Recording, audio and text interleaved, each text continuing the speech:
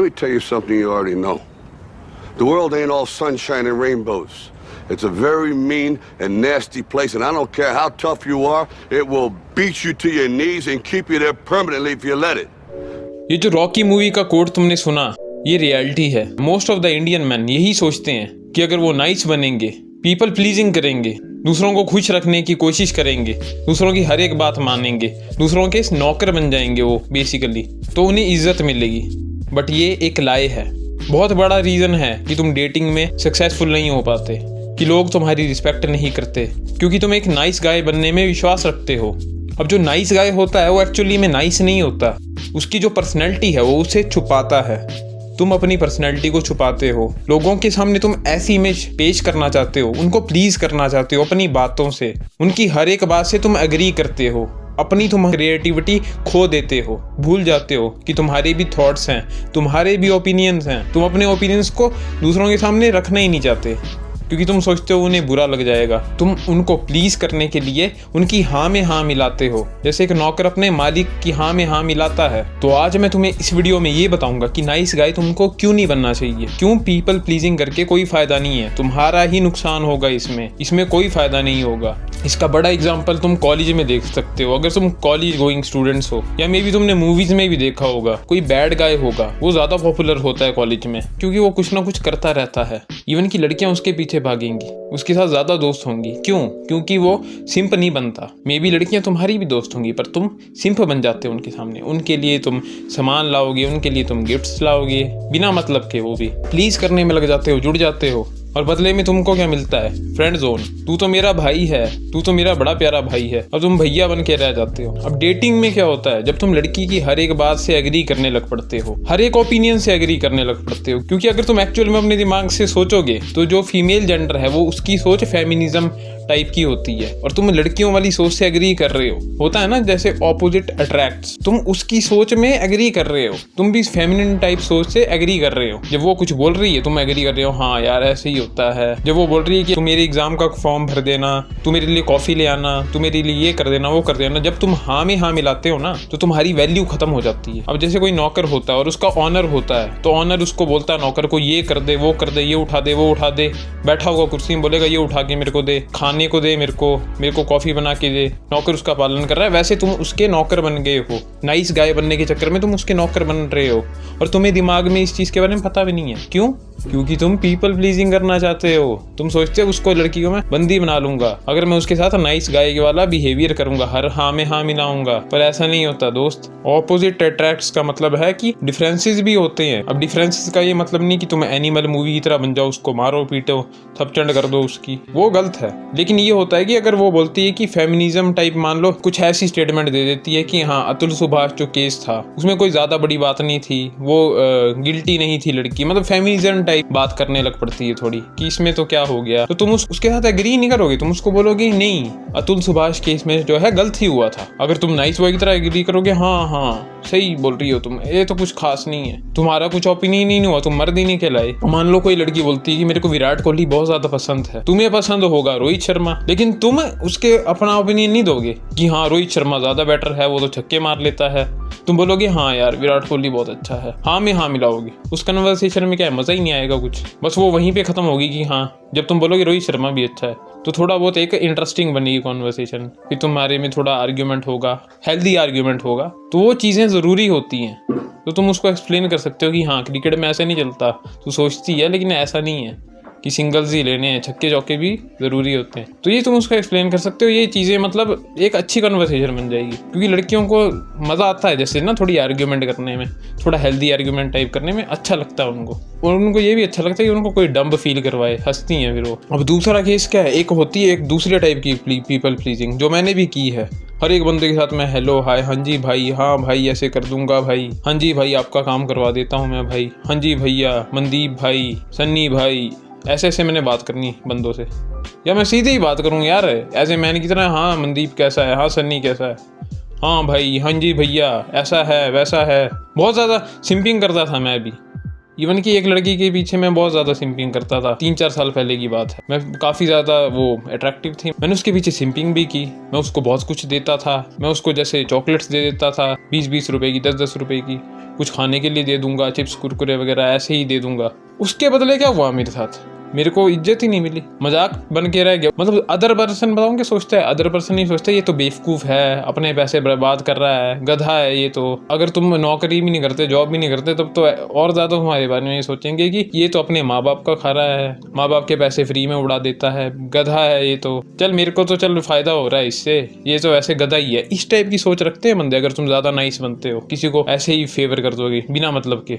Favour करो किसी को, मैं नहीं बोल रहा हूँ मत करो, पर बदले में ये भी देखो दूसरा बंदा भी कर रहा है। और ये इतना भी मत कर दो कि लुट ही जाओ किसी लड़की के पीछे कि हाँ 2-3 हज़ार का उसको गिफ्ट दे दूंगा मैं तो उसको चॉकलेट दूंगा, हर रोज़ की एक चॉकलेट मैंने देनी है 20-30 रुपए की। वो सिंपिंग में आ जाता है, पीपल प्लीजिंग में आ जाता है। वो चीज़ तुमने नहीं करनी है। अब कुछ और बड़े एग्जाम्पल मैं तुम्हें बता देता हूँ। जब तुम कोई मूवी देखते हो और मूवी में कोई कॉलेज टाइप की मूवी है, तो ऐसा बंदा जो एक्टिविटी कर रहा है, जो थोड़ी शरारत कर रहा है, थोड़ा नॉटी टाइप है, जो कोई बहुत ज़्यादा सिंपल बंदा नहीं है जैसे तुम एक्ट करते हो, किसी को पीपल प्लीज कर रहा है, वैसा नहीं शो होता। स्टूडेंट ऑफ द ईयर देख लो, कोई भी ऐसी मूवी देख लो कॉलेज लाइफ वाली, हालांकि मैं कहूँगा वाहियात मूवी है, लेकिन अगर तुम एक चीज़ तो तुम उसमें नोटिस करोगे कि जो लड़के हैं वो काफ़ी नॉटी टाइप हैं, पंगे पुंगे करने वाले हैं, बैड बॉय टाइप हैं, लड़कियों की भी बजाते हैं, लड़कियों का भी मजाक उड़ाते हैं।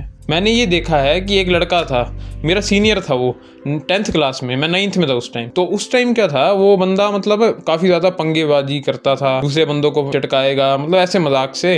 हालांकि सब उसकी रिस्पेक्ट ही करते थे और मैडम्स के साथ भी वो मजाक करता था। मैडम को भी कुछ ऐसे मजाक में बोलेगा, या फिर एक बार तो क्या हुआ, उसके गलती से उसका हाथ बच गया मैडम को, मतलब सर पे। तब भी मैडम ने उसको ज़्यादा कुछ नहीं बोला, क्योंकि एक्चुअली था वो लुक वाइज भी अच्छा था, पर एक रिस्पेक्ट थी उसकी, कमांड थी एक। मतलब नॉटी था, शरारत करता था, एक एंटरटेनिंग सा एलिमेंट था उसमें। मैडम भी उसको ज़्यादा नहीं बोलती थी, इवन कि वो बहुत ज़्यादा शरारतें करता था। एंटरटेनिंग एलिमेंट था, एंटरटेन भी करता था मैडम को, एग्री नहीं करेगा हर बात से। और ऑन दी अदर हैंड मैं अगर बताऊँ तो मैं स्कूल लाइफ में बड़ा ही ज़्यादा सीधा था। मैडम के साथ ना कोई आर्ग्यूमेंट करूंगा कि मैम ऐसा तो होता नहीं है, वैसा तो होता नहीं है, ये सब ऐसे नहीं हो सकता। अगर दिमाग में भी चलेगी बात तो नहीं बोलूँगा, कोई क्वेश्चन होगा तो नहीं पूछूंगा। मान लो कोई मैडम स्टेटमेंट लिखा रही है तो मैं उसका, मेरे को पता था कि कोई कॉन्ट्राडिक्ट हो रही है वो स्टेटमेंट, कुछ मतलब पूछ सकता था मैं, पर मैं फिर भी नहीं पूछूंगा। तो वैसा वैसा रहा था स्कूल टाइम में मेरे साथ, काफ़ी सीधा बन के रह गया था। ऑन दी अदर हैंड कुछ ऐसे लड़के थे जो नॉटी थे, एक्टिविटी करते थे, तो उनको ज़्यादा भाव मिलता था और उनकी जो है बातें भी होती थी। हाँ विशाल भैया, मृदुल भैया, इस ये मेरे दोस्तों का नाम है तो मैं बता रहा हूँ, विशाल भैया, मृदुल भैया, तो पॉपुलर हो जाते हैं बंदा पूरे स्कूल में। मतलब क्लास में तो होता ही कि हाँ इस क्लास के भैया हैं। कभी मेरे को नहीं सुनाई दिया सचिन भैया, कुछ मतलब ऐसा बोला हो। बाद में एक टाइम बाद मैं थोड़ा ठीक हो गया था 7th 8th के बाद, तब थोड़ा मैं पॉपुलर हो गया था, क्योंकि मैंने काफ़ी वेट अपना कम किया था उस चक्कर में भी। लेकिन अगर मैं थोड़ा शरारती होता, थोड़ा बैड बॉय टाइप होता, तो मे भी और ज़्यादा पॉपुलैरिटी मेरे को गेन करता मैं स्कूल टाइम में भी, कॉलेज टाइम में भी। तो ये फ़र्क पड़ता है इस चीज़ का। जब तुम लोगों के लिए फेवर करने लग पड़ते हो ना, जब लोगों को तुम ऐसे गिफ्ट दे रहे हो, ऐसे तुम प्लीज़ करने की कोशिश कर रहे हो, बदले में वो कुछ नहीं कर रहा, तो तुम एक ना सिंप बन के रह जाते हो, एक पीपल प्लीजर बन के रह जाते हो। एक बंदे ने रिसेंटली पीछे वीडियो भी डाली थी, उसने पूरा बताया था कि मैं पीपल प्लीजिंग करता था, मेरे कोई दोस्त नहीं है। ऐसा क्यों था? क्योंकि उसकी कोई रिस्पेक्ट ही नहीं करता था, क्योंकि उसके लिए किसी के लिए रिस्पेक्ट ही नहीं थी। वो सोचते थे लोग कि ये तो ऐसे ही है, ये तो बस पीपल प्लीजिंग कर रहा है, नाइस बनने की ढोंग रचा रहा है, बेवकूफ़ है। अगर चलो ये भी नहीं सोचेंगे ढोंग रचा रहा है, तो ये बोलेंगे बेवकूफ़ है, खर्च देता है पैसे, ऐसे पीपल प्लीजिंग करता है। तो बकवास चीज़ है, इस वजह से तुम्हारी ना कोई रिस्पेक्ट नहीं करेगा तुम्हारी। अब इसका एक बड़ा एग्जाम्पल मैं तुम्हें देता हूँ।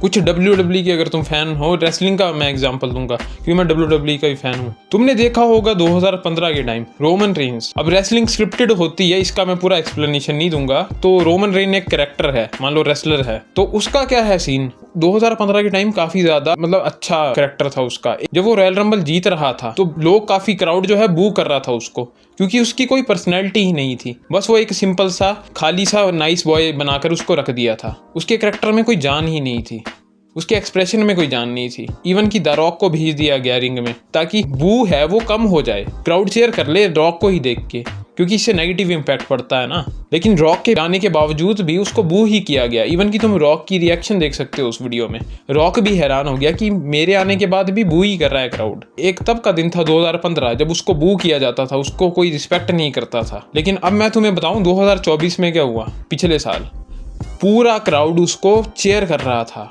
क्यों? क्योंकि वो अब नाइस बॉय नहीं रहा था, उसके कैरेक्टर में चेंज आई थी। वो अब एक एंटी हीरो टाइप गाय बन गया था, लेकिन अब वो एक एंटी हीरो टाइप कैरेक्टर में बदल गया था। 2020 में उसका कैरेक्टर चेंज कर दिया WWE ने।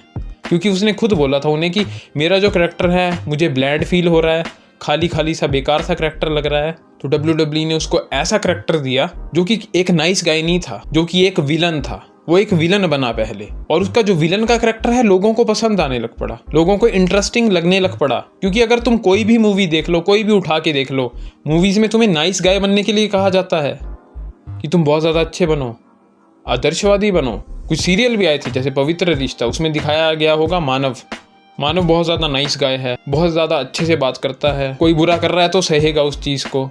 ऐसा मानव को दिखाया गया था, और वैसा शो देख के मैं भी इन्फ्लुएंस होता था, इस वजह से मैं भी नाइस गाय बन गया था एक टाइम। उस टाइप के कई शो आते थे, कोई भी मूवी देख लो नाइस गाय बनने के लिए बोला जाएगा।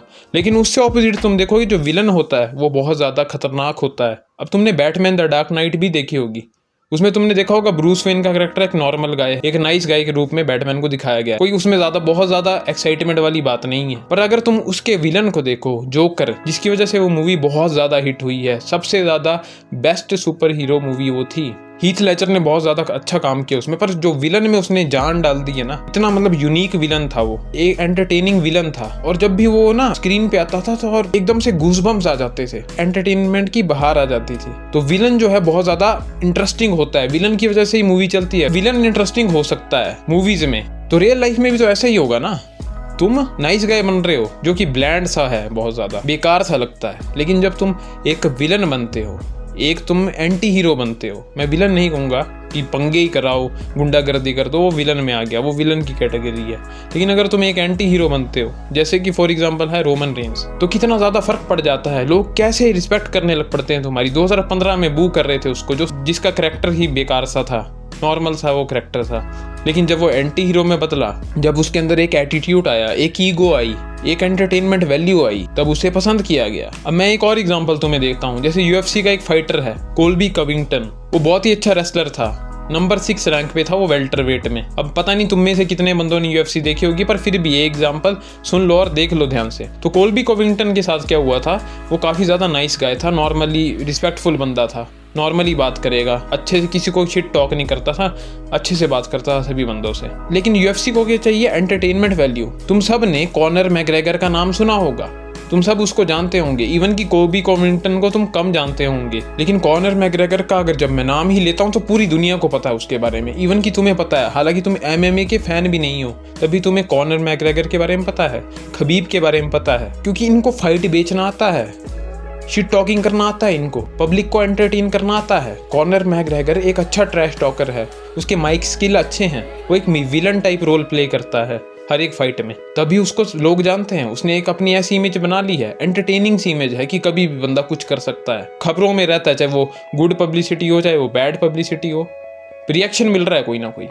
जो उसकी खबीब के साथ फाइट हुई थी उसमें भी काफ़ी ज़्यादा कंट्रोवर्सी थी, काफ़ी उनका पंगा था, बीफ था। अब रियल था कि फेक था वो मैं नहीं कह सकता, लेकिन उस बीफ की वजह से ही कितनी ज़्यादा पॉपुलैरिटी आ गई है। खबीब का नाम कोई बोलता है हर कोई पहचान जाएगा, कॉनर का नाम कोई लेगा हर कोई पहचान जाएगा। तो कोल्बी कॉविंगटन के केस में क्या हुआ था, कोल्बी कॉविंगटन नाइस गाय था, नॉर्मल गाय था, तो यूएफसी उसको कट करने वाला था, निकालने वाला था प्रमोशन से, क्योंकि वो फाइट्स तो जीत जाता था और उसका स्टाइल भी रेसलिंग था जो कि पसंद नहीं आता ऑडियंस को। रेसलिंग वाला स्टाइल उतना ज़्यादा अच्छा नहीं लगता, क्योंकि उसमें ना नॉकआउट पावर थी, ना वो सबमिशन कर पाता था ओपोनेंट्स को, और पर्सनैलिटी भी उसकी ब्लैंड थी। ऊपर से और ज़्यादा चीज़ उसको ये बना रही थी ब्लैंड की, वो उसको ना बोलता था, वो ना वो किसी को डिसरिस्पेक्ट करता था, और पर्सनैलिटी काफ़ी ज़्यादा ब्लैंड हो गई थी। लेकिन एक दिन क्या हुआ, एक दिन उसकी फाइट थी ब्राज़ील में, ब्राज़ीलियन ही फाइटर से फाइट थी उसकी, नंबर 3 रैंक का था वो, और कोल्बी कॉविंगटन था नंबर 6। दोनों की फाइट हुई और वो बहुत अच्छे से उस फाइट को लड़ा, उसने दूसरे बंदे को काफ़ी ज़्यादा धो दिया। लेकिन इंटरव्यू के बाद क्या हुआ, एक चीज़ में डिफरेंस महसूस हुआ, उसके एटीट्यूड में। उसने सभी ब्राज़ील के लोगों का मजाक उड़ाया, उसने अपनी पर्सनैलिटी को एकदम से चेंज कर दिया, करैक्टर ले आया अपने उस इंटरव्यू में, और वो इंटरव्यू वायरल हो गया, बहुत ज़्यादा वायरल हो गया, लोगों को वो इंटरव्यू पसंद आया। हालांकि वो ऐसे भी अच्छा बंदा है, मैं नहीं कहूँगा वो बुरा बंदा है, लेकिन उसने ये चीज़ें इसलिए बोली ताकि कुछ हाइप जनरेट हो, हाइप क्रिएट हो, वीडियो वायरल हो और वो बच जाए यूएफसी से कट होने से, और वैसा ही हुआ। वो वीडियो बहुत ज़्यादा वायरल हो गया, उसको काफ़ी पॉपुलैरिटी मिली, एकदम से ही उसके फॉलोअर बहुत ज़्यादा जल्दी बढ़ गए, जिससे क्या हुआ, यूएफसी ने उसके साथ एक और कॉन्ट्रैक्ट साइन किया। I knew I needed to make a change. I could tell that, I was already on my third UFC contract, and they weren't ever upping my contract. Like, they were just saying, oh, you're just going to go up, to this contract. There's no negotiation period. You're just going to take what we give you because we don't like you. You're not a character.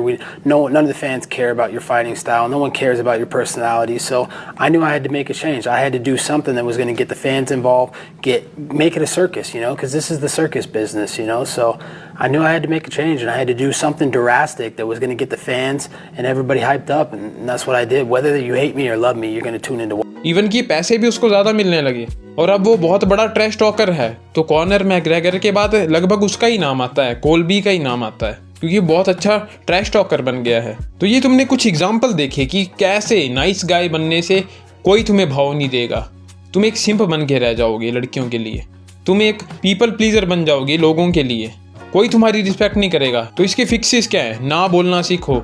अगर तुम busy हो, कोई काम नहीं कर सकते, कोई तुम्हें कुछ बोल रहा है कि ये कर दे मेरे लिए, वो कर दे मेरे लिए फेवर, तो तुम्हें उसको ना बोलना पड़ेगा। दूसरी चीज़ तुम्हें क्या करनी है, इस चीज़ में डिफरेंस महसूस करो कि दूसरा बंदे के लिए अगर तुम फेवर कर रहे हो तो क्या वो रिटर्न में तुम्हें फेवर दे रहा है या फिर बस अपना ही एडवांटेज ले जा रहा है वो। क्या अगर तुमने उसको कभी ट्रीट दिया तो क्या उसने कभी तुम्हें ट्रीट दिया वापस में? क्या हो रहा है ऐसा कि तुम ही पैसे खर्च रहे हो और वो नहीं खर्च रहा? ये चीज़ भी नोटिस करो। तीसरी चीज़, जब लड़कियों से बात करते हो तो वैसे ही बात करो जैसे किसी लड़के से बात करते हो। जैसे किसी लड़के के साथ मजाक करते हो वैसे लड़कियों के साथ मजाक करो। अब मैं इसका मतलब ये नहीं कि गाली गलौज करो, वैसा नहीं, जो नॉर्मल मजाक होता है। ये नहीं कि गाली गलौज कर दोगे, वो गलत चीज़ आ जाएगी। लड़के आपस में गालियाँ देते हैं, लड़कियों के सामने मत देना, क्योंकि वो ठीक चीज़ नहीं होती। बस ये 2-3 चीज़ें तुम फिक्स कर लो, क्योंकि नाइस गाय बन के मैंने देख लिया, मेरे को घंटा कुछ नहीं मिला। जब से मैंने थोड़ा अपनी एटीट्यूड को लाया, जब से मैं अपने अंदर की जो रियल पर्सनैलिटी होती है, जो मेरे रियल ओपिनियंस है, लोगों के सामने रखना शुरू किया, तब से ही थोड़ी रिस्पेक्ट बढ़ना शुरू हुई। क्योंकि अगर तुम दूसरों के पर्सपेक्टिव से ही सोचते रहोगे, दूसरों के ओपिनियन से एग्री करते रहोगे, तो तुम में और उसमें फ़र्क ही क्या हुआ? तुम तो उसके चेले बन गए ना। तुम तो उसकी हर एक सोच से एग्री कर रहे हो उस बंदे की। तुम्हें ऐसा बनना है कि तुम भी अपने ओपिनियन दो, ताकि दूसरे भी एग्री करें, ताकि लोगों को भी तुम्हारी पर्सनैलिटी दिखे कि हाँ, इसकी बंदे की पर्सनैलिटी है। अगर उन्होंने कुछ गलत बोला, उनको बताओ कि हाँ ये चीज़ थोड़ी गलत है, समझाओ। ये नहीं कहूँगा आर्ग्यूमेंट करने लग जाओ, पर समझाओ, हाँ ऐसे नहीं, ऐसे भी होता है। नाइस गाय बनना छोड़ दो, क्योंकि मेरी एज 26 है और मुझे पता है कि नाइस गाय बनने के कितने ज़्यादा नुकसान हैं। कोई रिस्पेक्ट नहीं करता, मेरे साथ हुआ है, तुम्हारे साथ ना हो, इसलिए समझा रहा हूँ। बाकी लाइफ बहुत सिंपल है, नाइस गाय बन के इसको कॉम्प्लिकेटेड मत बनाओ। मैं मिलूंगा अब तुमसे अगले वीडियो में, तब तक के लिए